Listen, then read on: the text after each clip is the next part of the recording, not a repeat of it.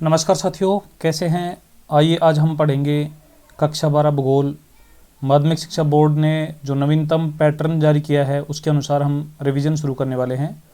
तो आज का हमारा टॉपिक रहेगा विश्व की प्रमुख जनजातियां।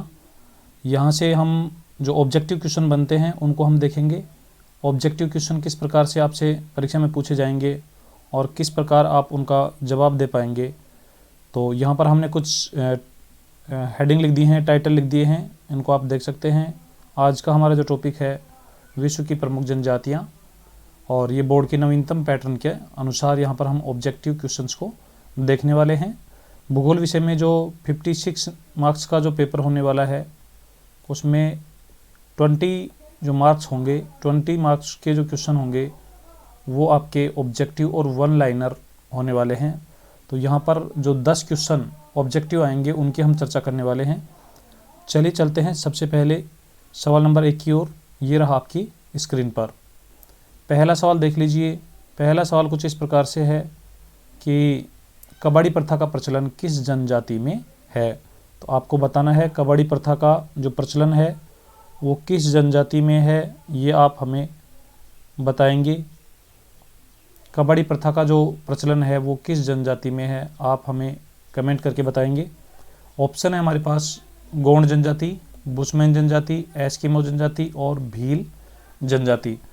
साथियों आपको बता दें कबाड़ी प्रथा क्या होती है। कबाड़ी प्रथा एक प्रकार की बंधुआ मजदूरी प्रथा होती है जिसमें कोई व्यक्ति जो साहूकार होते हैं उनके यहाँ पर मजदूरी करता है और उसके बदले में उसको भुगतान न के बराबर मिलता है। तो ये जो प्रथा है ये गोंड जनजाति में पाई जाती है, लेकिन वर्तमान समय में धीरे धीरे ये समाप्ति की ओर है। तो इस सवाल का राइट आंसर हुआ गोंड जनजाति। चलते हैं अगले सवाल की ओर। अगला सवाल ये रहा आपकी स्क्रीन पर।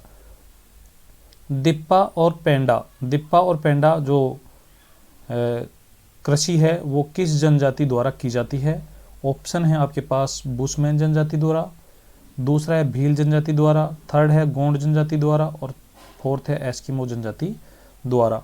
तो आप कमेंट करके बता दीजिए दिप्पा और पेंडा जो कृषि है ये किस जनजाति द्वारा की जाती है। साथियों आपको बता दें दिप्पा और पेंडा जो कृषि हैं, दिप्पा कृषि और पेंडा कृषि, ये स्थानांतरित कृषि के ही एक प्रकार हैं। और यहाँ पर जो पेंडा कृषि है ये पहाड़ी ढालों पर सीढ़ी नुमा खेत बनाकर इस प्रकार से पहाड़ी ढालों पर की जाने वाली जो कृषि है ये पेंडा कृषि कहलाती है। और दिप्पा जो कृषि है ये मैदानी भागों में की जाती है। मैदानी भागों में जो कृषि की जाती है, मैदानों में जो कृषि की जाती है साथियों, ये होती है दिप्पा कृषि। और पहाड़ी ढालों पर जो कृषि की जाती है वो पेंडा कृषि कहलाती है। लेकिन ये कौन सी जनजाति करती है, आप अपना जो कमेंट है वो हमें करके बता दीजिए।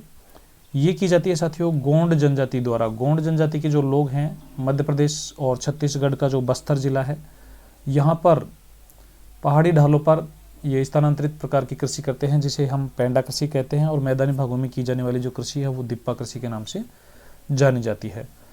तो चलते हैं अगले सवाल की ओर। अगला सवाल ये रहा आपकी स्क्रीन पर। एस्किमो जनजाति द्वारा किया जाने वाला बसंतकालीन आखेट किस नाम से जाना जाता है। साथियों आपको पता है कि जितनी भी जनजातियां होती हैं उनकी आजीविका का मुख्य जो स्रोत होता है, मुख्य वो लगभग शिकार होता है, आखेट होता है। तो एस्किमो जनजाति ध्रुवीय क्षेत्रों में निवास करने वाली एक मुख्य जनजाति है और ये अपना जो जीवन यापन है आखेट के द्वारा ही चलाती है। तो बसंतकालीन जो आखेट है, शीतकालीन आखेट होता है, बसंतकालीन आखेट होते हैं, अलग अलग नामों से जाने जाते हैं। यहाँ पर आपको बताना है बसंतकालीन जो आखेट है वो किस नाम से जाना जाता है। ऑप्शन है कयाक, दूसरा है इग्लू, तीसरा है उतोक और इनमें से कोई नहीं। तो साथियों आपको बता दें ये जो कयाक है ये एस्किमो की नाव है, एस्किमो की छोटी नाव है, एस्किमो की छोटी नाव है और जिसका उपयोग ये आखेट के दौरान करते हैं। ये छोटी नाव है। इग्लू जो हैं ये एस्किमो के बर्फ़ के घर हैं, बर्फ़ के जो घर हैं इनको इग्लू कहते हैं। उतोग जो है ये इनका बसंतकालीन आखेट है जिसमें जो सील मछलियाँ हैं या जो अन्य मछलियाँ हैं तालाब के किनारे के पास, जैसे ये तालाब है इसके किनारे के पास यहाँ पर धूप सेकने के लिए आ जाती हैं और ऐसी स्थिति में एस्किमो लोग इनका शिकार कर लेते हैं। इस विधि को हम उतोक के नाम से जानते हैं। इसी प्रकार इनका जो शीतकालीन आखेट है उसको भी हम दो अलग अलग नामों से जानते हैं। जिनमें माउपाक है और इतुरपाक है, माउपाक और इतुरपाक। चलते हैं अगले सवाल की ओर। अगला सवाल ये रहा आपकी स्क्रीन पर। भीलों के बड़े गांव के समूह को क्या कहा जाता है? कमेंट करके बता दीजिए। भीलों के जो बड़े गांव हैं उनके समूह को हम किस नाम से जानते हैं? कू, फला, पाल और बस्ती। 4 ऑप्शन आपके पास हैं। और साथियों आपको बता दें, आपकी जो बोर्ड एग्जाम होगी उसमें भी इसी प्रकार के आपको 10 सवाल मिलने वाले हैं। और बोर्ड का जो ब्लूप्रिंट है, बोर्ड का जो पैटर्न है, मॉडल पेपर है, उसी के आधार पर हम यहाँ पर आपको संपूर्ण पाठ्यक्रम में से जिन जिन चैप्टर्स में से ऑब्जेक्टिव क्वेश्चन पूछे जाने की संभावना रहेगी, उन क्वेश्चंस का जो इम्पोर्टेंट क्वेश्चंस हैं उनका हम यहाँ पर रिवीजन करवाएंगे। कोशिश यही रहेगी कि आपको जो रिवीजन करवाया जा रहा है उसी में से सवाल पूछे जाए। तो एक बार फटाफट कमेंट करके बता दीजिए इस सवाल का राइट आंसर क्या होगा। भीलों का जो बड़ा गांव होता है उसको हम किस नाम से जानते हैं? साथियों आपको बता दें कि ये जो कू होता है ये भीलों के घर होते हैं। भीलों के जो घर होते हैं घास फूस के बने हुए, उन घरों को हम कू कहते हैं। फला और पाल ये दोनों ही इनके गाँवों के नाम हैं। जब छोटा गांव होता है जिसमें 8 से 10 घर होते हैं, छोटा समूह होता है, उसको हम फला कहते हैं। और 30-40 घरों वाला जो समूह होता है उसे हम पाल कहते हैं। यानी बड़े गांव का जो समूह है उसे पाल कहा जाता है।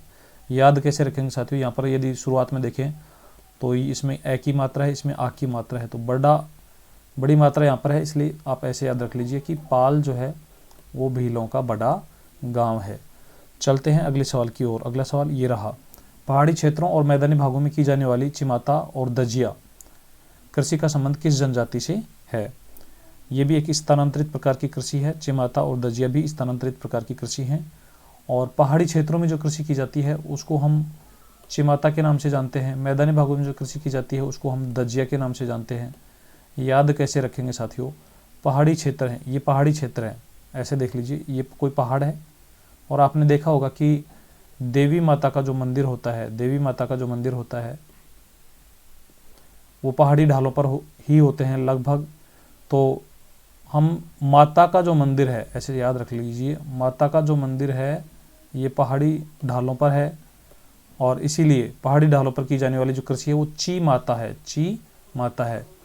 और दजिया जो है ये मैदानी दजिया, द यहाँ पर लिखा हुआ है, तो मैदानी भागों में की जाने वाली जो कृषि है वो दजिया है। लेकिन ये कौन सी जनजाति ऐसी कृषि करती है ये आपको बताना है। कमेंट करके आप फटाफट बता दीजिए। यहाँ पर हम बात करें तो इस प्रकार की कृषि की जाती है भील जनजाति द्वारा। अरावली पर्वतमाला जो हमारी है राजस्थान के, ये हमारा, जैसे हम मान लें कि ये जो मैप है ये राजस्थान का मैप है, तो राजस्थान में इस प्रकार दक्षिण पश्चिम से उत्तर पूर्व की ओर अरावली फैली हुई है।